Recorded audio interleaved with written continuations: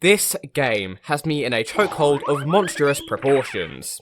I thought that I would do one playthrough of either character, make videos on both of them, and ride off into the sunset perfectly content. But nope, I just had to start P-ranking all of the levels, and now every single piece of this game has attached itself to my brain with no sign of going away. I tried to not make a third video, I really did, but since you all love the first two, I thought one more couldn't hurt, right? So, considering I've already dissected both playable characters to an exhaustive degree, the next best place to go would be the beautifully crafted levels of this game. Pretty much all of these levels are so much fun to blitz through, explore and play, except this one, I would rather drink paint than play this level again. And for me personally, the art of all of these levels is one of the best parts of them, with all of these backgrounds and unique gimmicks having so much personality and energy animated into them. So, how's about we run through every single one of them to see which ones have the best pixel art, and which ones spoil the pizza buffet we're cooking up. No need to waffle on about rules and stuff this time, so just note that we're going to be ranking these levels based on their theming, execution, how consistently they pull off their theme, as well as how much I enjoy them personally. Like, this isn't an objective list at all. Okay, we've wasted enough time with this freaking intro. We have 20 levels to go over. Let's move.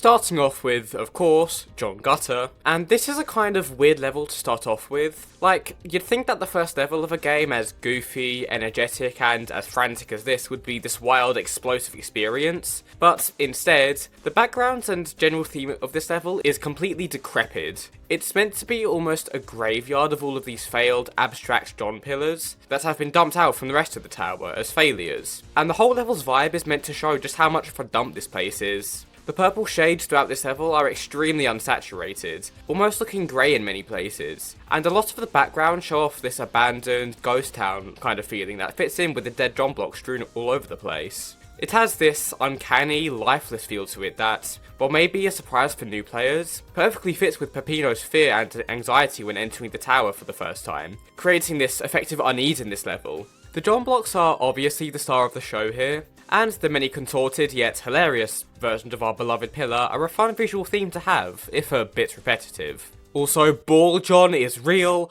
I repeat, Ball John is real and will hurt you.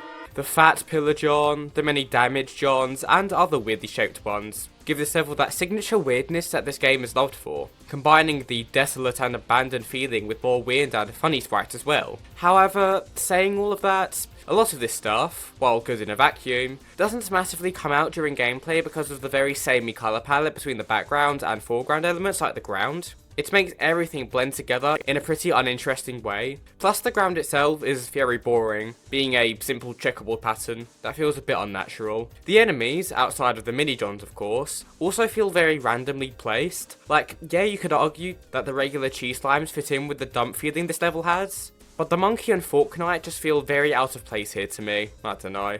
This level is overall a bit up and down for me. I enjoy the abandoned city feel of some of the backgrounds, and the John pillars are fun, but other parts just feel very boring or out of place. I think it deserves a solid enough B tier. Oh yeah, this is a tier list by the way, I probably should have mentioned that earlier. Now this is a massive improvement from John Gutter. The medieval castle theming of this level is done amazingly, with these dark red backgrounds of the outside complementing the grey brickwork, giving this feeling of danger and scale, and the fork knights patrolling the starting part of the level feel way more at home than they ever did in John Gutter. The palette of this level progressively gets more saturated as it goes along as well, moving from a pretty standard grey brick colour to a more vibrant yet rustic and wood-like orange, all the way to this gleaming yellow for the final rooms, progressively making the stage more exaggerated and wacky as it goes. The gold colour of the final room also gives it this feeling that you're invading the castle's deepest areas, and finding its deepest riches, which is a pretty nice progression to end the level on, which also implies that the John pillar is like the most valuable thing this castle has, which is pretty fun. Anyways, going on with this progression during the level, the backgrounds are full of little details that make the castle seem way larger and more lived in. From the first interior level, having these books about pizza and peppino cereal, as well as this cute little desk, And the second interior room is full of these golden, valuable items, as well as some funny scenarios with these cheese slimes, like this one having a relaxing shower bath hybrid thing. This level only has 3 enemies, 2 of which we've already seen, but we've already mentioned that the Fork Knight fits way better here, and the Pepperoni Goblin also fits in with this fantasy castle theme that this level is going for. Plus the super saturated red used for its colour scheme adds some very appreciated brightness to the earlier parts of this level. Definitely not the best or most unique lineup of enemies for me, but they fit in well enough with the level's theme, so I don't mind too much. The one disappointing thing about this level's art to me is that, at least in my research for this video, there are no changes to any of the sprites once pizza time starts, which is one of the most interesting things about this game's levels. Even John Gutter had these pillars spring to life once John went down, so seeing a level as well made as this not have anything change in pizza time feels like a bit of a missed opportunity. Maybe have the cheese slimes in the background of the last area react in some way? I'm not sure. This level still has one of the most consistently great executions of its theme that I really enjoy, so for that, I think it deserves a very solid S tier. This level probably has one of the weaker themes in my opinion. While the majority of floor 1 was going for a very medieval, knightly theme, Ancient Cheese pivots to a completely different theme in terms of history, being Ancient Greece, which seems quite random to me in concept. Plus, Ancient Greece isn't as interesting or as exciting of a time period to make a whole level out of it for me, but the level does its best with the aesthetic it was given. The level has 4 separate backgrounds, so points for variety there, but in my opinion, only the later 2 are really anything special. The first background just doesn't fit in at all. The red background mixed with the bricks feels like it should have been from the last level. It doesn't fit with the cheesy vibe of this level at all. I'm not really a fan. The second background is a bit better, the palette is more fitting for the level and the dark orange clouds are pretty neat, but it's also very generic and uninteresting overall. The next one dives way more into the cheese theme, and this is a huge improvement to me. The yellow and green palettes looked great together, and all of these unique cheese shapes are really neat. And the fourth and final background delves way more into the ancient Greece influence than all of the others, with these very creative statues that imply that pizzas in this world have a knob. While these 2 backgrounds are great, they really don't mesh the 2 main themes of this level together, being ancient Greece and cheese, and divides them up between themselves, which I guess is a fair way of doing it, but I feel like they could have been more creative with it, especially considering that they have to carry the dead weight of the first 2. The foreground objects fare far better than the backgrounds for the most part, with a ton of historical references that do a ton more to reference ancient Greece, while adding a hilarious peppino twist to them. The cheesy decorations in the second half of the level are fun, although not as creative as the first parts of the level, and the overall feel of the foreground is way better than the backgrounds would have you believe. The ground of the first part of the level being near enough the same colour as the John blocks of John Gutter is a bit annoying. I feel like they could have used these orange colours more to make the level stand out a bit more, but it's nothing too bad, and the mini engravings on these rocks are fun in their own right.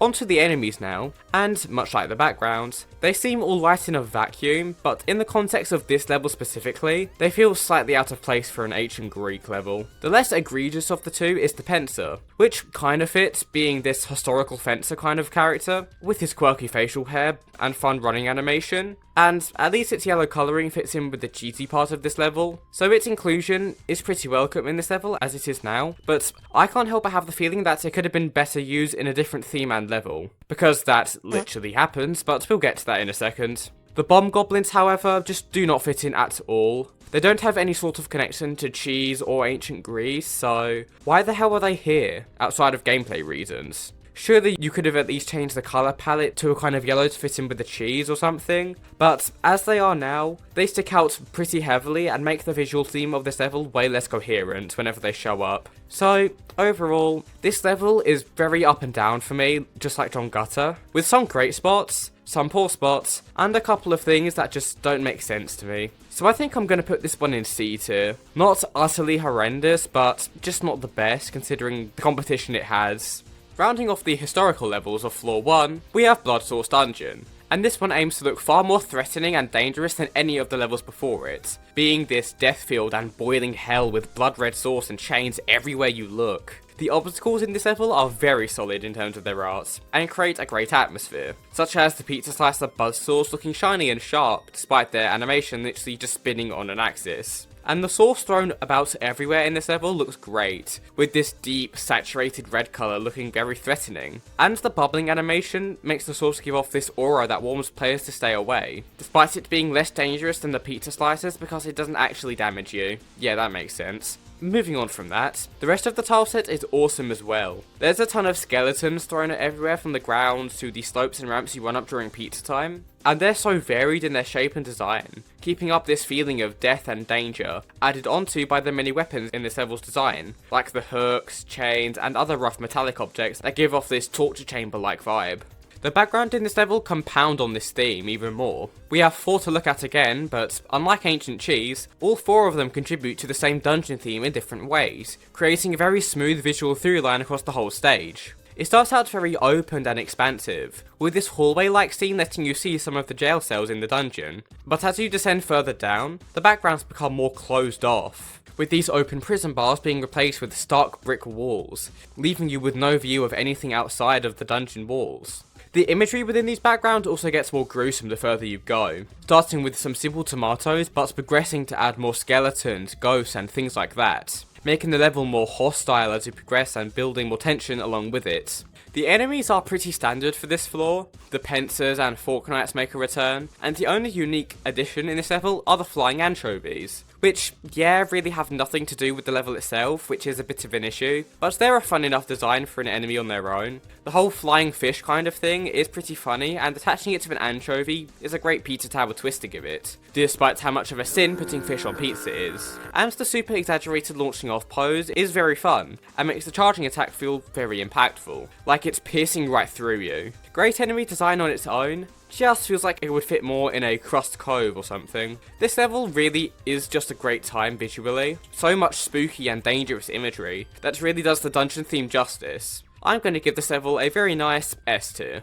Winding the first floor down, the first boss, Pepperman, has easily one of the best visual spectacles in the game to me. It's energetic and filled with this massive red bastard's egotistical and brutal personality, but also his strange talent for painting. Guess everyone needs a hobby, even sentient vegetables. These paintings and the second face statues, all being of himself, really shows off how much he really loves himself, and that ego gives you so much motivation to want to kick his ass and to knock him down a peg. It's a really effective way of motivating the player to want to get good at this fight, and keeping them energized throughout it. At the same time though, the smug expressions on these paintings, particularly during the second phase where they start straight up laughing at you, makes Pepperman seem like a much bigger threat, as you get the impression that he's not even taking you seriously, presenting this fight as a challenge, yes, but one that you really want to win. The boss itself also deserves a ton of credit sprite-wise. I covered it briefly in my previous Pizza Tower videos, but to give him some spotlight now, his utterly crazed facial expressions mixed in with the less than subtle fighting style of ram into you like a freight train is perfect for a boss that has the ego we established earlier,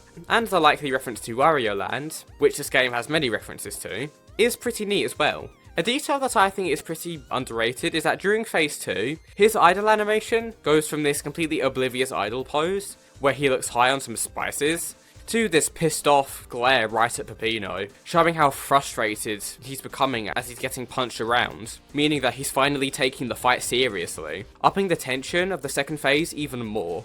This fight just has everything. A great and entertaining boss design, great and dynamic background, and an overall exciting atmosphere for a boss. This has to be my first P tier.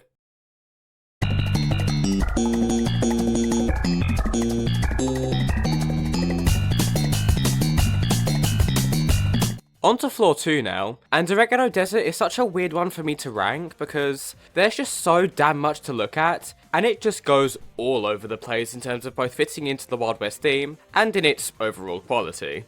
There are technically 5 separate backgrounds to look at here, so let's rapid fire through the first few before getting to my biggest issue with this level. The first one is probably my favourite. These massive pizza suns in the background look great and make this level seem massive, which fits in with the desert theme, and the gradient of the sky gives off this nice calming sunset, which I really like. The cave background afterwards is much less interesting, but the dark colours do effectively give off the impression that you're exploring this mysterious cave, so it does its job well enough. The pizza marts are a pretty nice contrast to the rest of the level, taking the hot and one-note palette of the desert and swapping it with this colourful, modernised shop with very interesting ways to store pizza and chicken. But then we get to this goddamn UFO, and things just start crumbling from there. Like, we already had a perfectly executed desert theme through this whole level, with the pizza marts finding a nice change of pace and contrast. But this UFO, it just comes literally out of nowhere, and barely has any link to the aesthetic of this level outside of the cows maybe. Which are funny considering they're pretty much static except for when they kick you, which you barely notice during the gameplay because of how fast you're likely to fly away.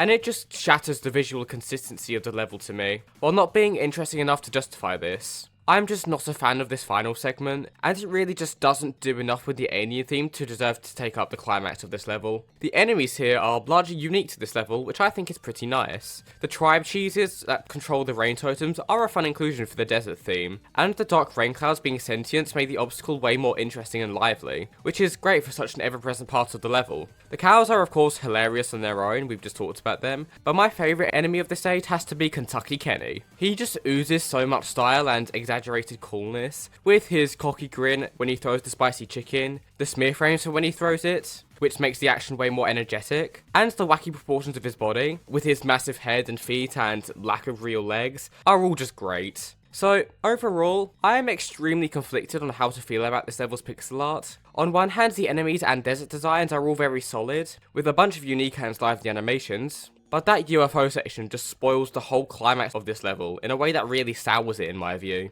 I think I can still give this level an A tier, considering everything.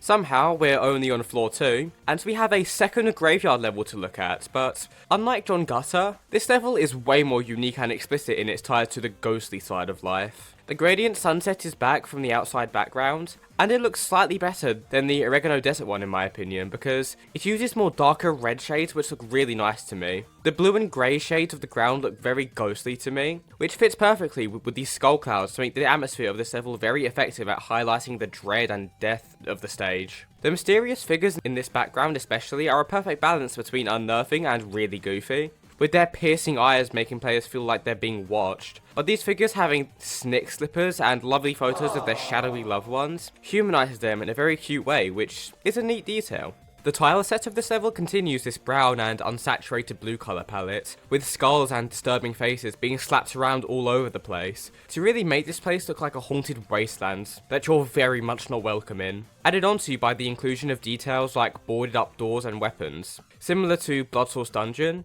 Also, the most obvious part of this whole dead thing is of course the fact that you can hang 10 on some dead bodies. And their sprites all have the cartoony details that you'd expect from dead people, from the crossed out eyes to the blue skin, with the bright pink suit adding some contrast to the design, making it feel way better to use. Finally, I really like the enemies chosen for this level for the most part. The Garbagools look really distinctive and combine the skeletal and cheesy design themes together in a really nice way. And the star of this level has to be the Ghost of Pillar John, taking that face you've seen so many times by this point and turning it into a massive intimidating figure that you need to run away from as fast as you can. It's one of the most unique and fun enemy choices an individual level has in my opinion, and it gives this level an escape sequence that is completely distinct visually from most others in the game, as there's this vengeful spirit tracking you down throughout the whole thing. I love the visuals of this level overall. It's one of my favourites in the game, and for that, I think it sneaked its way into P tier.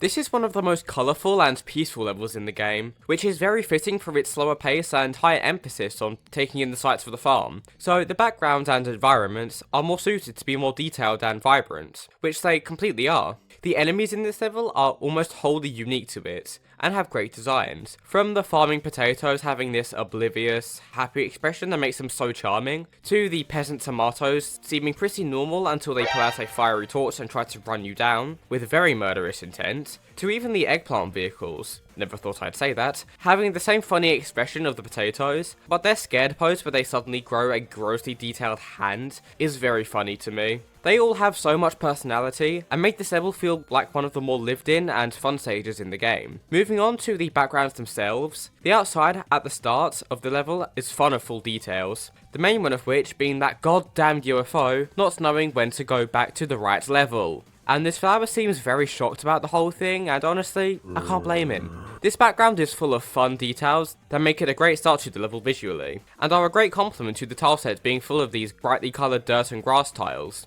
it gleams with positive energy. Once you get into the farm itself, these wooden textures take over, and their orange colour works really well for me. And the background, while not being as full of fun comedic detail, still looks great and has a couple of neat parts to it, like the rats walking around and the crates of animals. Especially the worm on a string crate, that's a great bit. This stage is a great change of pace from the very dark and desolate desert and graveyard we've covered so far, and for that, I think it deserves an S tier.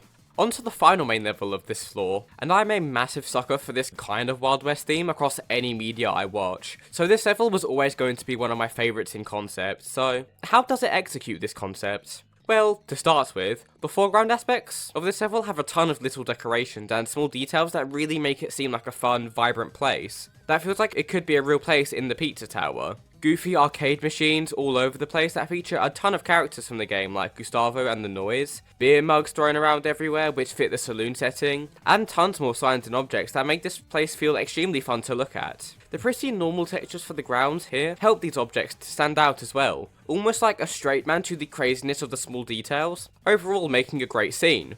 The backgrounds, which for some reason are the only level backgrounds to not have their own section on the writer's resource, which, yeah, weird, are also pretty solid. With the first one being a pretty simple scene outside of the saloon with booze spilled on the ground, and one lone pizza slice sadly on the counter. But the second background is the really special one, having an animated look and a ton of the main cast having fun in the saloon, making this feel like one of the most lived in and exciting levels in the game. You can see the Noise getting drunk, Pizzaface and Noisette playing cards, a drunk anchovy, and a ton more interactions and scenarios that give this place so much character, making this one of the best backgrounds in the game in my opinion. The enemies are a little bit limited, but the unique ones this level has are both pretty good.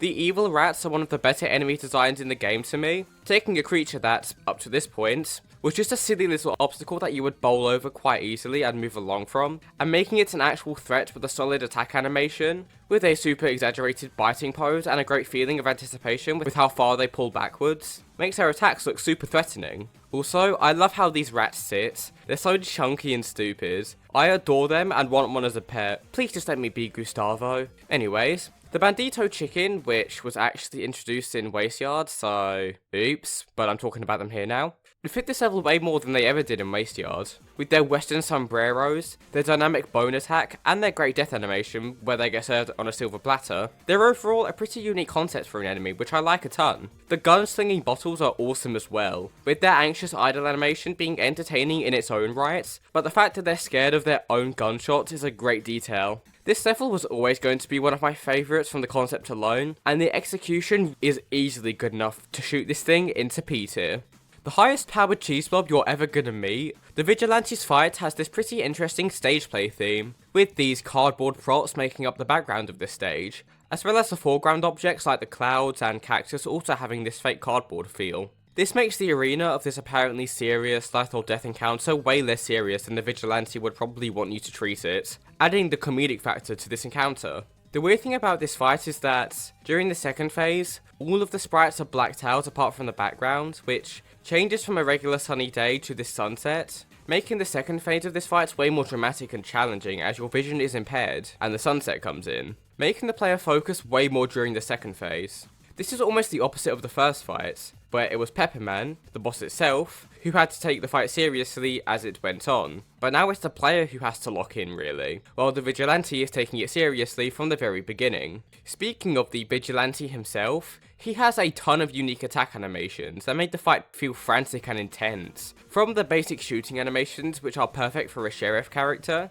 to the more extreme weapons he uses, such as the flamethrower and even a goddamn rat bazooka, with the rat being shot being bigger than both you and the Vigilante himself, making it look insanely threatening, although silly as well. And through all of these attacks, he keeps this stern, determined look on his face, showing us that he is fighting way harder than Pepperman ever did, and he's doing it in a more focused and refined way, making this boss feel way more intimidating and imposing as a result.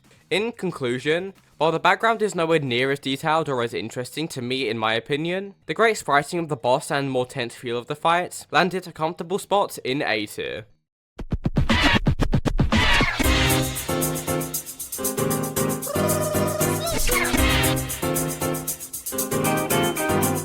Starting off floor 3 on a damn high note, Crust Cove is one of the most varied and exciting levels visually in the whole game, with a ton of tropical flavour and appeal. Starting with the foreground elements, there are a ton of neat little objects all over the place, like the Easter Island heads which look great, especially since some of them wear little hats and smile when they do so. The pink shades of the rocks give this stage a very unique and almost whimsical feel to it, like you're exploring some magic caves and islands, and a ton of other beach and pirate related decorations that really make this level feel lived in and brimming with energy and purpose to it. Also, the inclusion of these red X marks on the ground that you can body slam to find chests is awesome, and really encourages players to explore and take in the many sights of this stage, while rewarding the players nicely. Adding more to this beach and pirate theme, the enemies all have a great feel to them that make the energy of this level feel even greater. Starting off with the pine calls that are just delightful. These things taunt with the player and have a vibrant colour palette that fits the beach setting perfectly. They're a great addition.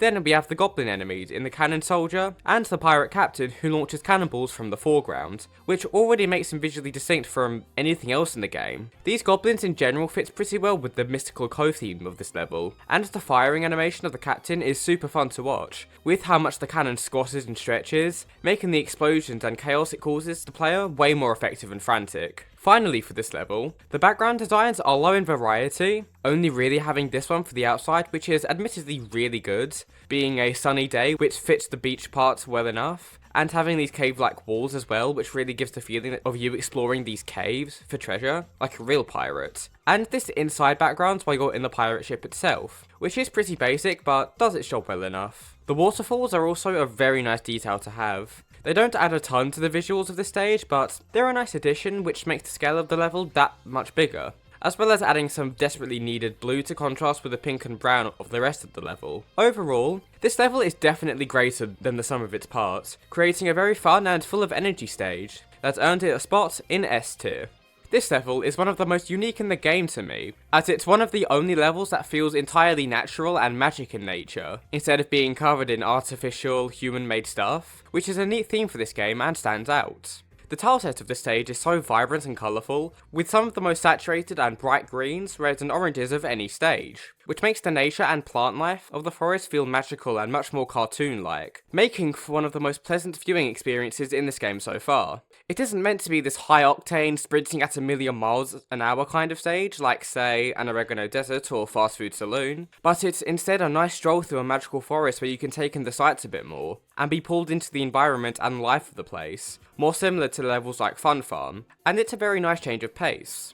There are 3 unique enemies in this place, the first of which being these noise goblins, which not only tease at the menace coming at the end of this floor, but also perfectly fit in with this old forest kind of setting, almost like a Robin Hood-like character. Except instead of looking like a twat or a furry, he's designed from an egomaniacal TV star with violent tendencies. But actually, his shooting animation is fun and well exaggerated, and it has this fun detail where if you're playing as the noise, they'll actually wave at you instead of attacking, which is pretty cute. Next up we have the Pizzards, which fit the magical forest vibe great and look cute on its own, with its robe clearly being way too big for it. Also, their death animation looks like their robe becomes a ghost, and I think that's a great little detail. The only enemy that I think is a tad out of place are these pickle things, which, yeah, their colour palette fits the forest and overall nature-based setting, but their design feels just a bit alien for a stage so focused on looking magical and natural. The design is still fun on its own though. Onto the backgrounds now, and I adore all of these things. The first one with all of these trees makes this forest seem truly endless and imposing, making the level as a whole feel way grander in scale and intimidating to tackle. Which, if you're getting the P rank, you should be intimidated, because screw that. Then the second background opens everything up and really brightens up the part of the level it appears at. It could be seen as a bit on the generic side, outside of the massive pizza mushroom, which is obviously what's meant to draw the most attention, but I think it's perfect for a level like this, which is meant to be a bit overly natural and happy. Then this third background hits a great middle ground between surrounded by large imposing trees and a colourful landscape, with these cute gnome houses that are just weirdly shaped enough to not look messy, while still having that weird appeal to them. This stage is just pretty, colourful as hell, and it's one of my favourites just to look at. So it gets a very deserved S tier from me. If you haven't noticed by now, I think floor 3 has overall the best pixel art of any individual floor, and Deep Dish 9 probably has the best out of an already incredible group. The purple UFO backgrounds that felt so out of place in Oregano Desert finally have their place here. And the view of space that we get out of the window this time is great, with this purple spacescape with a bunch of cute pizza-based planets, including the Noise planet, which proves that the Noise is a massive colonizer. But this first background pales in comparison to the second background, the home of the olive aliens, with a ton of details mixed in with this awesome combination of purple sky, green ground, and yellow detailing. The king olive here, and the insane amount of decorations that can appear, make this part of the level a visual feast for players, making this planet the most lively and fun one of the whole thing. Then the final cheese-based planet is awesome too. This sunset light palette is always amazing and looks great here, and some of the special decorations like this space rat or the floating cheese in the sky made this place feel like the deepest parts of space, making it so interesting to explore. The enemies of this level also hold that alien appeal to them, with these olives being a very creative way of tying that pizza topping design into an alien creature, and their super exaggerated, mouth wide open sun pose is hilarious to me, like their little muppets. The pickles are back and fit in way better here, with their green colour working great with this alien theme, and their electric attack is just ridiculous enough to fit in with the alien vibe, and their alien traits. The cheese planet probably has the weakest selection of enemies, only having basic cheese blobs running around, including these tiny ones that are exclusive to here, which aren't anything special, but they still work nonetheless. Also, this isn't exactly an enemy design, but I need to shout out this hat alien. He's just grooving out of bounds, and we love him for that. Onto the tile set now, and this is probably the least remarkable part of this stage, but that in no way means it's weak. The purple metallic tiles of the UFO at the start look great and fit the space setting, and there's a ton of fun screens dotted around the place that add a ton of visual appeal and difference, making the spaceship look way more advanced and technical. The olive planet also has a ton of neat decorations all over the place, from neat signs that show Peppino's alien counterparts, which is world building that I didn't know I needed, but I'll take it, and the ground texturing makes it almost look like it's melting in a way with these last drops, which is super unique and fitting for an alien planet. Then the cheese planet looks pretty decent as well. Nothing too special, but pretty good. Plus this exploding space shuttle you run into during pizza time is a great frantic moment. Yeah, this level's pixels are just amazing. Nothing more to say. It goes straight into P tier. Okay, this is gonna be a weird one. This level as a concept is just so far removed from anything else in the game outside of Floor 3's theme of vacations, but it somehow has one of the most laid back and fun visual themes in the game, being this leisure centre kind of place. The tile set of this level is very basic in terms of the actual ground. It's a very basic green checkerboard pattern with some astroturf, but this place probably has the most decorations of any level in the game. Like, look at this. So many fun designs that make the novelty of a golf course way more entertaining.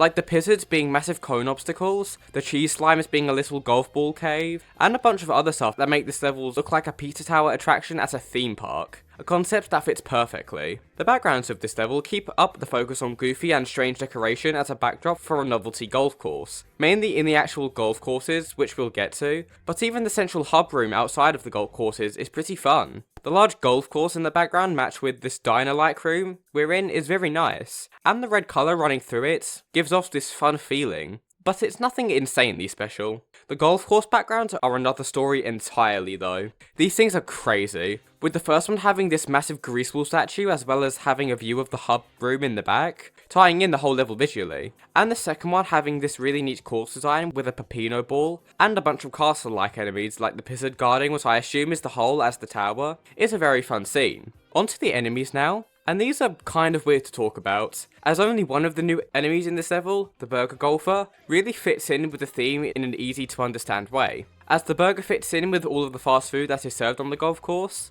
but the Golf Demon and Big Cheese might need some more explaining. The Big Cheese in particular just seems to be a general reference to sports, which I guess is good enough. But I actually love the Golf Demon's origins, as it's a reference to the original concept of this level, mainly that the whole thing with the intro card where Peppino is holding a literal shotgun. You see, the original demo that this level comes from had this as its title screen, which is a direct reference to Doom. So the Golf Demon is meant to be an enemy that would fit in with goddamn Doom, just slapped onto a silly golf course, and that is a great contrast, and it makes the enemy so much funnier. Overall, this level is very chaotic considering it's literally about golf, but I think it's by far fun enough to land a spot in A tier.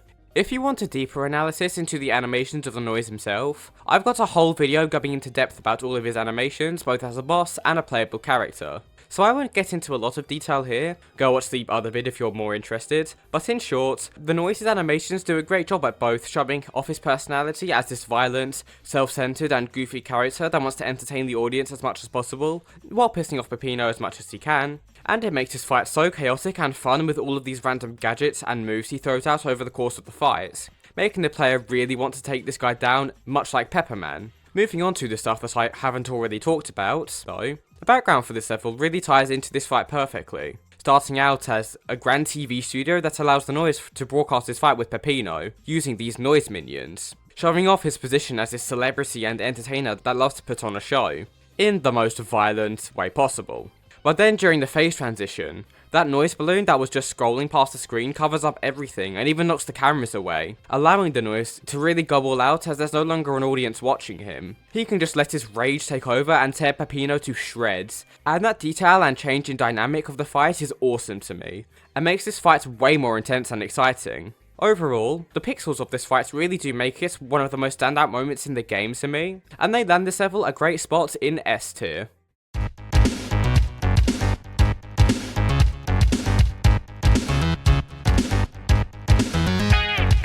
Starting off floor 4 with one of the most beloved levels in this game, the Pig City has some of the most personality of any level, being this run-down, rough city where the many pigs that live here run around. And in the second part of the level, these shrimp thugs have taken over this dilapidated Chinatown area. These pig and shrimp enemies are wholly unique to the stage, and give this level an identity that's exclusive to it. Added onto by these pizza slice enemies, which look a lot rougher than any other cheese enemy in this game, attacking by blowing cigarette smoke and just straight up pulling a gun on you, giving this level a unique and rough vibe to it, which is quite entertaining, yet still threatening. And, of course, this level is home to the most overpowered enemy in the whole game, Grandpa. The backgrounds of the stage do a great job of showing off the sheer size and state of the city, particularly how gross and run down it seemingly become. The first section, where the pigs reside, looks nearly abandoned aside from the people we can see living here, with boarded up and broken doors and windows combined with this soulless grey colour, which, combined with the fact that none of these backgrounds and characters look particularly pleased to be there,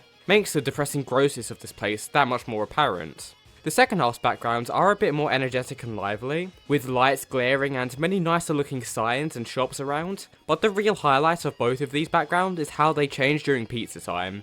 With these massive kaijus walking around, the second one, the shrimp sign threatening you, and just the general chaos going on, and the first background will be literally on fire, with all of the pigs running for their lives. It's maybe the best pizza time change in the whole game, and it makes the escape so much better and more frantic. The tile set of this stage is also pretty good, if a bit generic in terms of the ground and stuff just being a pretty normal brickwork, but there's a ton of details crammed into them as well, that all heighten the city feel, creating a very crowded and noisy theme that sounds annoying on paper, but is actually very fitting for a big city. The garbage cans all over the place, the weird signs and graffiti that are all charming yet uncanny in their own ways, and even Mr. Goddamn Car. These all give this level that busy and chaotic feel to it that makes this level come to life in a great way. This is one of the levels that most fans love because of its theme and gameplay, and I totally agree with that, but I'm just not as actively in love with this stage and the concept of a rundown city, but it's still very uniquely executed in a way that I do like, so I'm going to give this level an A tier. Also, yes, the bacon room is cursed. Peppybot Factory continues this very artificial and metallic theme that floor 4 is going for, by being a smog-filled, rough factory with steaming machinery and more moving parts than you could possibly take in on your first playthrough, which makes it one of the most dynamically pixeled levels in the game. The entrance background is insanely detailed and more animated than most others, with these bomb goblins waiting for these explosives to go off, the smoke rising from the factory, and a bunch of smaller details that make the factory feel alive and busy as you approach. The second background isn't animated, which is a bit of a letdown. Maybe you could have had these fans spinning or something to match the animation of the other two backgrounds, but it still captures the mechanical feel of a factory enough to feel natural. The final background might be my favourite of this level. The perspective of the scene is so unique, coming from a top-down view, And all of these moving parts to the factory make this level look amazing and alive, which is the perfect hype rhythm to give a factory level in this game. The enemies in this level are kind of weird to me. Like, the bomb goblin is obviously way more fitting than they ever were in Ancient Cheese, but they also don't fit as well as they did in Crust Cove, where I believe the pirate theme was perfect for them. So they're just kind of here in a position where I don't hate their inclusion, but I'm not thrilled about it either. But then we have these sausage enemies, and they just confuse me. They're meant to be the employees of the factory, but they just don't fit the robotic theme. And the death animation of the red ones, where they just materialise a fist to come at you, just seems kind of lazy to me, which is extremely rare for this game. At least the Peppy bots are well animated and fun pixel art wise, and you know, actually fit the factory theme. The tile set as well is just okay in my opinion, with some neat details that both give the outside a similar feeling to the Pig City, with these hydrants and trash lying about giving the feeling of a dirty industrial cityscape that stinks of smog, while the tile set of inside the factory does its job, with a couple of neat mechanical inventions sprinkled in there to make the factory that little bit more unique and distinct. Overall though, the pixel art of this stage, aside from the two amazing backgrounds, is really nothing special, with some choices being genuinely confusing, and others really not jumping out to me as anything special or unique. I think I'm going to put this level in B tier, just about, while those two backgrounds are hard carrying. I can already tell this level's going to be fun to edit. Are y'all ready for more sensor sound effects? Oh shit is a level that is meant to look pretty disgusting. We're literally in a sewer covered in craps, so it's kind of hard to talk about how good this stuff looks when it's meant to be gross, but let's try it anyways. Starting with the tile set this time, and true to the dirty sewer setting, it's all gross greens and browns smeared all over the place, and while I can't exactly say it's my favourite thing to look at in the game, it fits the stage well enough and makes this place unique at least. Plus, these graffiti pieces genuinely look really fun and well made, with their horrific and contorted imagery of many characters in this game, making them monstrous and grim. And I think that's a neat choice to detail this level with. But, obviously, the massive piles of poop that make up a lot of the ground don't look amazing, not because it isn't well made, it's just gross, and my opinion is obviously going to suffer because of that. The enemy choices in this level are pretty weird to talk about, as the ninja slices are the only unique enemy that actively tries to attack you. The massive cheese blob, the living garbage can, and Mr. Pinch are all either enablers for the transformations of this level, being the cheesy transformation and the garbage lid which you slide around on, and Mr. Pinch just flings you around. So this ninja is the only harmful one. I enjoyed the design well enough. It's a neat reference to the Teenage Mutant Ninja Turtles, with the many colours of headbands it can have, and the fact that it's a ninja in a sewer. It's a well done enemy which I like, until I actually have to deal with them in the level, in which case, screw these things. The rest of the enemies are fine enough though. The massive cheese blob is nothing special, but it works, and I didn't even know the garbage can was alive until making this video, so that should show how forgettable it is. And Mr. Pinch is just a little gross to me, which I guess fits the penny pinching nature of the creature, but it's just unappealing. Looking at these backgrounds and... Why are there so many files? Well, it isn't as horrifying as it seems, as most of these files are just different frames of the animated background, thank God, and I actually enjoy these quite a bit. The first background is great because during pizza time, a strange tentacle monster starts emerging from the drains as the pipes start to burst, making the sewer look way more dangerous and chaotic as you try to get the hell out of there. And it being the only background that changes during pizza time, while that's maybe a slight bit of missed potential, makes it unique considering the low amount of details it has otherwise. The second background is nothing special, a couple of pipes and neat bits of graffiti that match well with the stuff from the tile sets, but the final background is this massive smoothly animated sea of shit, making this level way more grand and imposing, as well as showing this cute Swedish monkey floating around, which is pretty cool. I feel so conflicted about this stage. Like, I don't think it's very pretty or nice to look at, but it's literally meant to be a gross-ass sewer, and it does that really well. I'm gonna put it in B tier and not think about it anymore. The execution of this level is well done, but it isn't very appealing to me personally.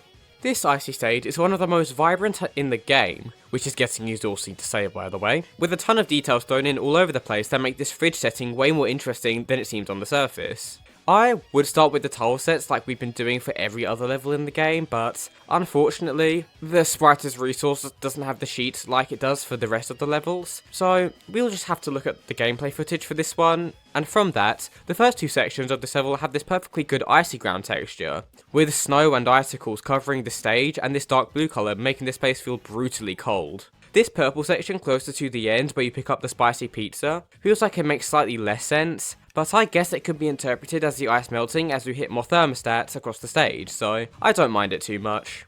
The backgrounds of this stage are easily the most expressive and well done parts of this stage's art. The first one is probably the least complex, but there are a good amount of details and icy structures that make it a bit more interesting. The second one is way better, with this fridge that you're making your way into looking like a damn skyscraper, with the snow falling and the moon in the background making this scene look way more dramatic than it should. Like, it's literally just a freezer, calm down.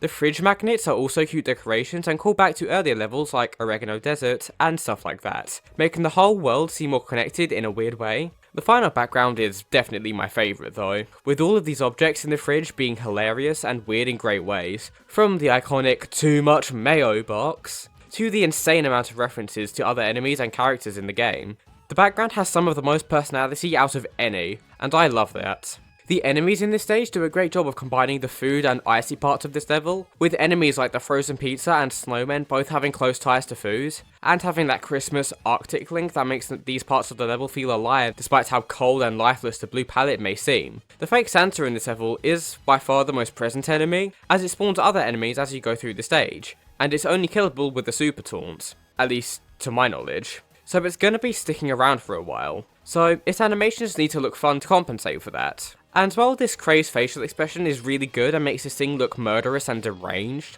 I almost wish that they did more with the concept, as it tends to stick to this one pose way too much in gameplay. So while it's still a great design, it could have been just that bit more to me. Overall though, I love how they did the ice level in this game. It's a really creative concept that they did in a very lively and entertaining way, landing it a spot in S tier.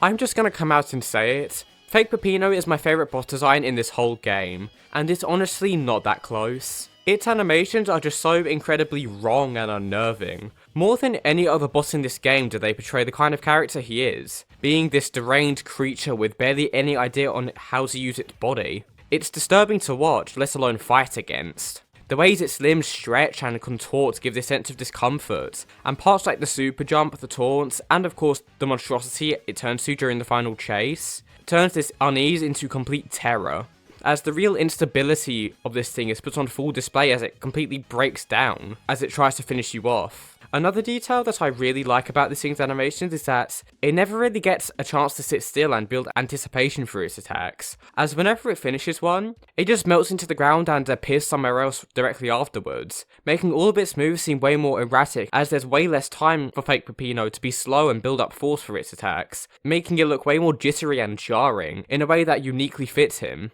It makes you feel like you're not fighting to win, you're fighting to survive, a completely different dynamic to any other fight in this game. The background for this fight is fittingly just as chaotic and strange as the boss itself, starting out as this weird, slightly off version of what I imagine Peppino's pizza place looks like, pretending to be the sequel restaurant that Pizza Head stole from Peppino, except with a slightly less competent chef at the helm. But when that second phase hits, all hell breaks loose, becoming animated with limbs twitching all over the place, almost like the background is its own contorted being, especially with all the faces that just seem slightly wrong morphing into the gross, twisted expressions that are disgusting in the best way, just like the boss. The background you see after the fight also raises a bunch of questions, showing that the arena was originally a completely different pizzeria, showing Fake Peppino as this invader that really shouldn't exist, which makes it even more strange. This whole fight's art just has that perfect feeling of disturbing, to make the fights the most uncanny and intimidating in the game,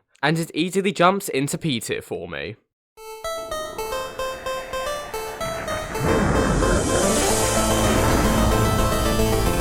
Starting off the final floor, we have a reimagining of Pizzascape, if the name didn't tip you off enough, turning this pretty standard castle theme into a horror-based stage, meant to trigger all of Peppino's fears and anxieties that he's gained during his time in the pizza tower, and it nails that feeling easily. The backgrounds have some of the most insanely well-made details in this game, from contorting a ton of characters to be these horrific monsters, like the noise becoming the beloved Doise, and Pizza Head's melting face showing his skeleton, to the backgrounds themselves being amazing. The first one shows this massive tower from the ground perspective, making this level hugely intimidating as the blood-red sky and the monstrous moon stare down at you, making the stage look like one of the most grand in the game. And the second background completely contrasts this and makes you feel surrounded by these monstrous faces and brick walls, suffocating the players and making the fear factor of this level way more effective. The enemies in this level continue combining the gothic, medieval vibe that Pizzascare had, with more horrific, ghostly elements. The most obvious of which being the Fork Knights becoming ghosts, and now just straight up holding a knife, making them slightly less of a joke, and more troublesome to deal with, especially given their ghostly nature now, making them invincible unless you have the cross power up from the pizza priests. The pepperoni bats introduced in this level are just weird in their design, being a variation of the pepperoni goblins and looking pretty similar in their style, until they get panicked where their face morphs into this gross human-like style, which is way too detailed, but in a way that fits the horror theme. It's almost like a jump scare. Their attack animation being a kick though is a bit weird to me. Like, yeah, it's meant to be the same as the normal goblin, but I feel like leaning into the bat side of the new design would have been better. Finally, the King Ghost does have a fun design, and all of the objects it can possess are fun, and make this level come to life in a way that makes it feel like the whole world is out to kill you. It's just a solid addition to this level, nothing more to say about it. The tile set of the stage is pretty similar to that of Pizzascare in terms of the regular ground, being this pretty standard brickwork that makes the castle theme apparent, but the main horror spin that Pizzascare adds onto it are, of course, the addition of a ton of skeletons and pepper pumpkin things that look like Halloween decorations almost, which are very cute, goofy additions that make this place feel both like a novelty and genuinely unnerving to Peppino, specifically, as by this point in the game, he's probably traumatized, isn't he? Plus, I'm not entirely sure if it's just me, but the brickwork of this stage looks noticeably darker and less purple in shade than that of Pizzascare, making this level look less cartoony in this way, weirdly making the level seem more serious and menacing to Peppino compared to the early levels. Overall, this level is amazing in so many areas. Nothing really lets it down, and it nails the concept of taking a pretty innocent and basic level and twisting it to be horror themed, and I think it deserves the coveted P tier because of that. Woo! Five Nights at Freddy's level, baby! My favourite franchise! Anyways, this level is meant to be maybe the most dilapidated and miserable in the game, in terms of design, as, at least to my knowledge, this is meant to be an abandoned children's pizzeria that Pizza had owned, that failed and became ran down, with these evil animatronics running around the place. And it hits that theme pretty well for me, being a more genuine attempt at horror than Pizzascare. The tile set for this stage is pretty good. A lot of it is just grey metallic feeling, which fits the theme that this was a genuine pizzeria until it shut down, giving this abandoned feeling, which is amplified by the broken down pizza mascot strewn all over the place, which feels both sad to see in the state they're in, as well as a bit spooky as well, as many of their designs just look off with their long limbs for example. The mini arcade machines add to this, making this place seem like a fun children's attraction that had something go horribly wrong, creating a further unnerving feel.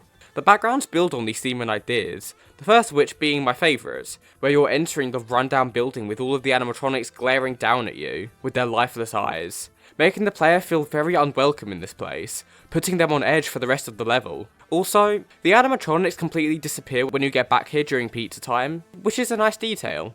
The second background is pretty similar, still having some bright colours, but being divided into two sections, one having some fun posters that provide some fun backstories to the animatronics in this stage, and the other being a warning of the broken down, soulless environment that are to come. And the rest of the level adheres to that exactly, having these dead colour palettes and abandoned feels, with dead kitchens, broken down robots, and objects in the closet area, and overall just a feeling that you really shouldn't be here. It's unnerving in a great way, and makes this level so amazingly disturbing. But of course, the star of the show here is obviously the animatronics, and these things, okay, it's weird for me. I love the concept of taking these innocent, cute top-ins you've been collecting over the course of the entire game, and turning them into the horrible killer robots, but I hate jump scares a ton, and I don't like how they're used here. I get they're meant to be joke jump scares, like they're not really scary, but I always just see them as cheap, but at least they're well made enough. The animations they have in the overworld are awesome, however. Their designs are all great contortions of the topping counterparts, like the mushroom becoming this towering slender monster, and the sausage becoming this wild, knife-swinging butcher, which I really like. So it's a bit back and forth between if I like them or not. To conclude this level, the setting is amazing and paints the level as this really unnerving place, but the jump scares just take me out of the immersion a decent amount for me to make this level less than some others. I'll personally put it in A tier. The final normal level in this game, and god do we go out with a bang. We're in a straight up war zone now, taking away any subtle panic or fear that was trying to be built up on the rest of this floor, and replacing it with frantic and ballistic panic as you're running for your life as the bomb ticks down. The two main backgrounds, depicting the warzone itself and the Peppino and John cloning factory hidden underneath it, are both incredible, with the former having this intense red and orange palette and a ton of destruction all over the battlefield to really sell the intensity and desperation of the situation, and the latter being one of the most dramatic and strangest scenes in the whole game, explaining why the original John pillar seems to be in every level you're in. It's because they're actually clones made in this factory. All of the machinery and screens in the facility as well, including this neat combo meter, add to this place feeling like an important and impactful final background to see in this level. Moving on to the enemies, there are a few cool unique enemies introduced here, the first of which being the soldier pizza slices, which are a perfectly functional way of changing the regular pizza enemies for this war zone, and they have a bunch of neat animations like them emerging from a fake bush, the little cigar they have in their mouth, and the fact they pull a shotgun on you to attack. Kentucky Kenny, of all enemies, makes a return to this stage, becoming a bomber in a plane and flying around, being a neat way of reusing the enemy, but I feel like Kenny is a really random inclusion here, and it kind of pulls me out of the immersion a bit, seeing this goofy ass smile flying around. The Peppino clones that swarm you in the facility are awesome though. Their licking attack is just weird and disturbing, just like fake Peppino was, and the fact that they appear so much and so often make them an overwhelming force during the climax of this stage, which is a great feeling to give the second half of such an intense level. The tileset of the stage is the only part that I would call less than amazing. It isn't bad or anything, it just feels slightly unremarkable to me. The detail on these mechanical segments is really well done, and it overall does a decent job at portraying the ruined ground of a no man's land and a scientific research facility, but they don't have the amount of unique or interesting details and additions that some of the higher levels have, making the tileset not stick out hugely in my opinion. Overall though, this level is just extremely solid in terms of its art, it has a theme, and it executes it to a great extent, creating an intense and pulse-pounding final stage, making this level spot in A tier. Here we are at the final boss of the game, and this fight needs to be the true peak of the tension and excitement in this whole game, and the background does an awesome job of that. The sunset overlooking the beloved pizzeria reminds the player of what you've been fighting for across this entire game, re-motivating the player to finish the job and take down the villain that's been threatening you throughout every single escape sequence, making this fight so tense. Then, when Pizza Head finally shows himself, the background completely shifts and is taken over by him, being filled with screens of his face and funny swirls. Hell, he even takes over the moon with his dumb little grin, making this part seem just confusing and overwhelming, like you've been hypnotized by this weirdo. However, once that third phase hits, and the rain starts pouring, the sky turns a blood red as Peppino's anger boils over, making the final phase one of the most intense and thrilling parts of this entire game.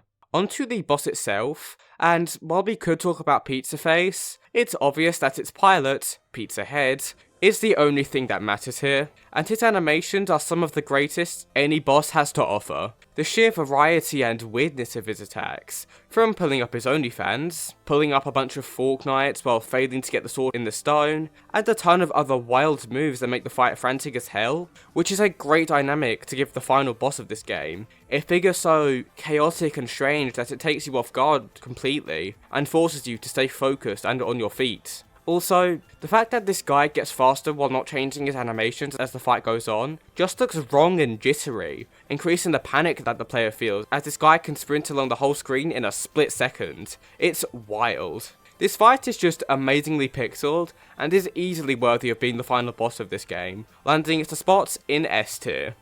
And here we are at the final level of the game. the victory lap if you will. And this one is very strange to rank, as it only really has one unique thing to talk about, that being the background of the areas between all of the different hub areas you've been hanging out in over the course of the game. I really enjoy the sunset's colour of the sky that's peeking out as the tower is crumbling, and seeing all of the bricks and rubble falling all around you makes this escape feel like the most desperate, yet the most rewarding in the game. It's an amazing feeling. Barreling through all of the floors one by one, reminiscing on the adventure you've gone through and blasting through the entire thing in one final run through, is the perfect ending to this game. So with what little unique pixels we have here, I'll finish this segment quickly by putting this level in A tier. And with all of that, this massive tier list and analysis has finally come to an end. And what a video this was to make. Recording this now, probably a few days before you're seeing this, I'm reminded of just how much this game has come to mean to me. Not only has it kind of carried this channel for months now, but the community for this game is awesome. So I just want to extend my thanks to all of the people who helped with the sprite as resource of this game. All of the names on your screen now are either the devs of the game itself, or they helped to compile all of the sprites that I used for this video. And for that, thank you so much. This video would probably have been impossible without you. I don't think I've got much more to say about this game, but it's been amazing making videos about it, and I hope you've all enjoyed this one. With all of that being said, make sure to super taunt that subscribe button, and as always, I'll see you when I see you. Bye!